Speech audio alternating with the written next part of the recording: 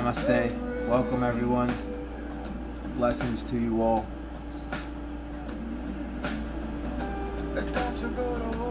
Let's get started.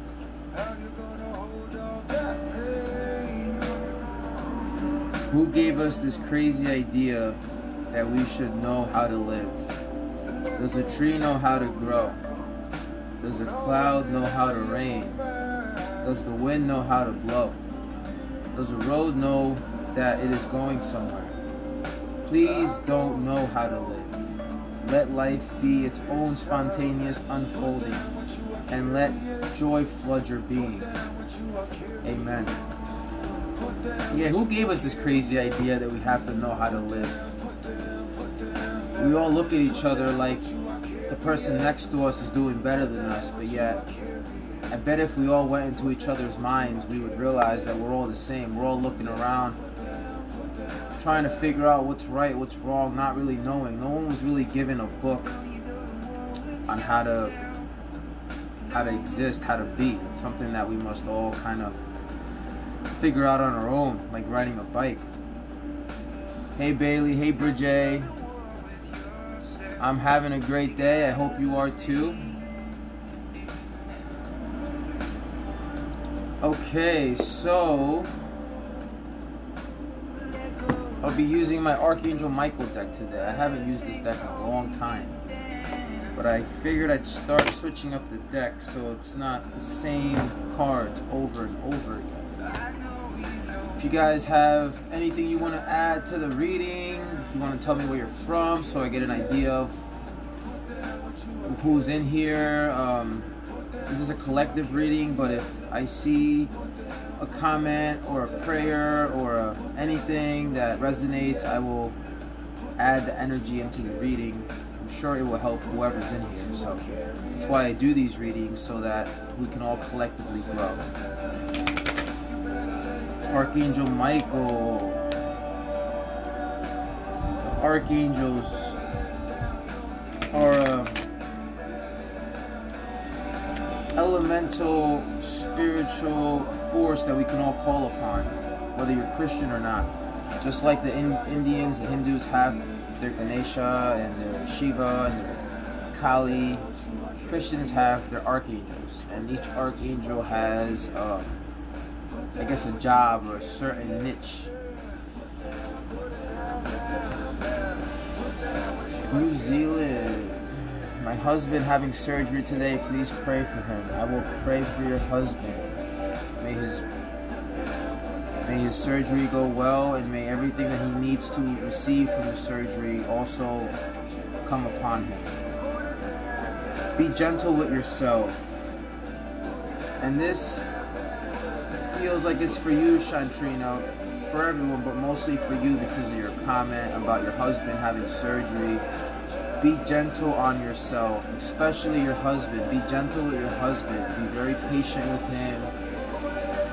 It's not easy to go through surgery. I've never gone through a major surgery. I don't know if it's a major surgery, but still, surgeries are not fun. You got people that are putting you under, and they're gonna do God knows what to your body. You're at the complete will of the doctor that you're seeing. So it's very important that we nurture those people back to health. And also, you could take that metaphor and apply it to everyone's life.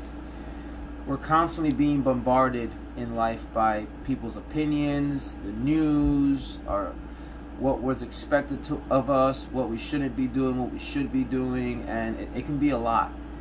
It can create a lot of anxiety in us. So I am inviting everyone to be gentle with themselves, to take time away from the hectic schedule. To even before I got on here, I closed my eyes for even 2-3 minutes, and I just thought about my center, thought about the observer within me that is not being pulled by whether or not this reading is going to be good or this reading is going to be bad, but just resting and observing all that is.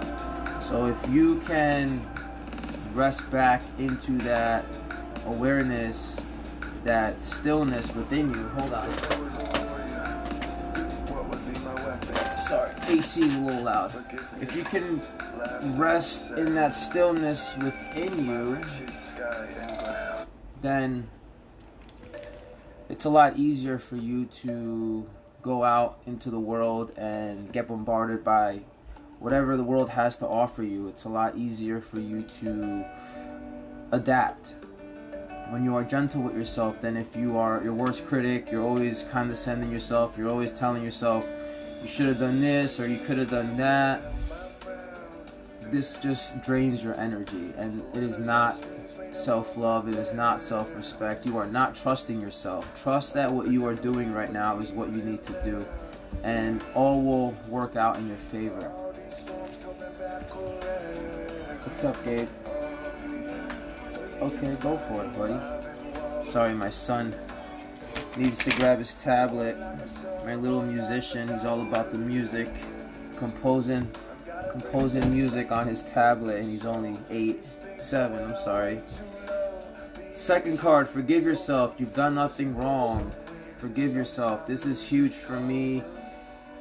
Even when you do something wrong, you've not done anything wrong, especially if you're learning from it. Everything that happens in this reality, God is using to benefit something or somebody.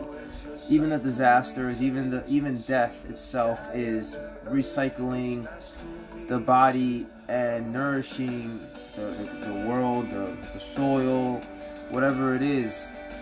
So never think that whatever situation you're in, never think that it is at its worst. If anything, it might be your perspective that needs to change. Maybe if you change your perspective, your circumstances will look different. Instead of always telling yourself that you're not doing good enough, you need to do better, give yourself a break. Count your blessings. Appreciate the things that you have mastered last year, and think back to 5 years ago when what you were doing, where you're at now. You'll be surprised at how far you've come. A lot of the time we look at life too linearly, and we don't realize that as a whole we are growing. We're looking at the race, have we made it yet? It's not about making it. Sometimes it's about just taking a step back and seeing how many checkpoints you've hit and how well you've done at each one of those checkpoints, and how much better you're getting at every checkpoint compared to the last checkpoint. These are all things that fall through the cracks if we're too judgmental with ourselves.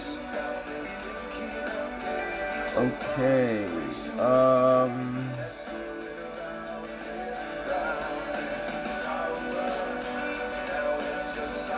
Fire roaring and heat pumping. Yeah, it's amazing how we're all in here, but we're all from so many different places. Hey Courtney, yes, I'm pulling collective cards, but you can share with us whatever it is that's troubling you, and I will add it into the collective reading. I recovered from addiction 5 years ago. I was so lost. I have a lot of friends who are addicted to drugs that I no longer speak to because I have kids. My best friend actually passed from a drug overdose, so I know how hard it is when you're recovering from addiction, especially because drugs are something that fill a void.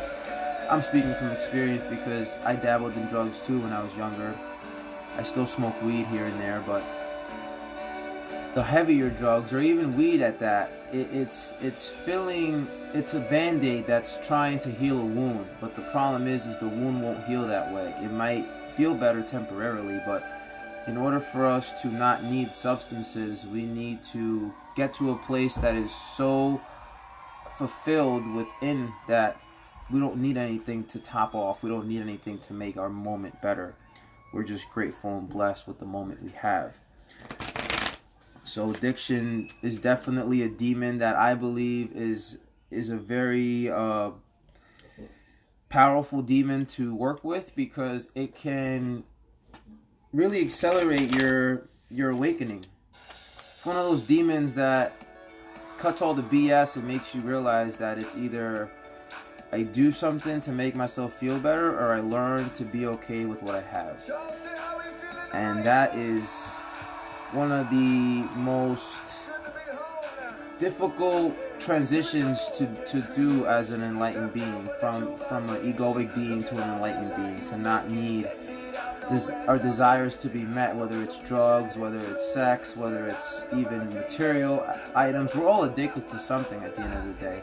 Most of us are addicted to our emotions because when they come, we lose track of who we are. Covered from my addiction. I saw that. I have shadow work to do. Yes, we all got shadow work to do. The shadow work doesn't end. Eternal love. But back to the shadow work never ends. If you hold true in your heart that you have love within you that is eternal, like the card says, help me perceive all of the love that surrounds me so that I can feel safe receiving, expressing, and giving love. Love is in abundance. The problem is we're putting labels onto the love we see and making it look like it's not love. Even hatred is a form of love. It's just that the person has convinced themselves that there's such a lack of love in their life that they feel the need they have to go out there and take it, which is what anger is, which is what fear is.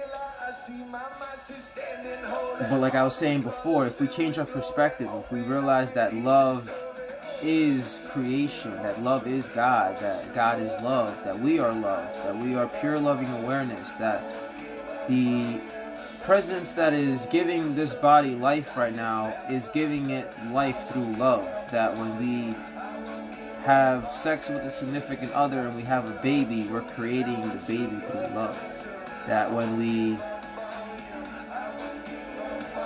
have a desire for something, it's because there's something that we love that we feel we don't have, or that we feel we will get by receiving the thing that we're wishing. But underneath all that is the canvas of love, which is always been here, will always be here, and we just simply have to tap into it. It's like water to fish, but because the fish have been in the water their whole lives, they don't see the water because it's always been there. Just like for us, God, love has always been here. It is what is allowing the space and the people and the objects to exist. So without a space for everything to be, there couldn't be no existence. And that is the highest form of love. To be fully allowing of all of creation to do as they will, but yet to observe them and to love them and to guide them. That is what God is. That is what life is to me. If you guys don't agree with that, that's of course also your choice, and I'm not going to argue with you, but I'm just sharing what I have gathered through my years. I consider addiction more of a symptom than an illness. Yes, addiction is a symptom to a lack of connection. If you're connected to God, you don't need to take any substances to really feel better because you're already high on what is. They actually did a study on lab rats where they put a lab rat in a cage by itself and they gave him the option of drinking regular water and water with cocaine. And of course the lab rat drank the cocaine water over the regular water. Then they took a bunch of lab rats, put them in this amazingly fun cage with all this stuff that they could run up and down and do whatever they want as rats. And what they noticed is that a lot of the rats weren't drinking the cocaine water. They were just drinking the regular water. And what their conclusion is that just like rats, humans, if we're bored, if we have nothing going for us, we tend to swerve. We tend to do things that are out of our nature. If we're not fulfilled, if we're not feeling at our prime, then things like, well, you know, smoking might take the edge off, or shooting might make me feel better, and then this is where the addiction starts. So the only way to really get people out of addiction is to show them, or for them to show themselves, that they are loved, that they have all that they need within, that they don't need to go outside and look for a drug or a person or even their parents or any kind of love, that it's all given birth inside of them. Yes, you should look it up. Positive thoughts create positive results. Last card. Positive thoughts create positive results. Divine love and wisdom, I call upon you now. I know that my mind and emotions are eternally and consciously connected to you. I ask my higher self to be aware and conscious of the love and light that is within every person and situation. Positive thoughts. We are radio transmitters. When we think a thought and we feel the thought and we act on the thought, we actually start permeating that energy out of our skin, out of our aura. People can feel someone that's in a good mood as opposed to somebody that's in a bad mood. And this is very important because we can actually interfere with each other's auras depending on whether you're positive and they're negative or vice versa. So try to surround yourself with people that are at the same frequency, that are having the same type of thoughts as you. Great minds think alike. There's truth to that statement. People that are at the same level of consciousness as you will have access to the same level of thoughts. So they'll also understand you at a deeper level. People that are at a lower level, at a more negative level of thoughts, will think that you're just crazy and you're just making shit up. And there's really no way of talking to those people until they get up to the higher levels of understanding. Which is why in a lot of the scripture they talk about, don't cast pearls to swine, don't waste your time on people that just aren't at the same, I wouldn't say that at the same level, because then that sounds kind of like you're at a higher level. It's not about that.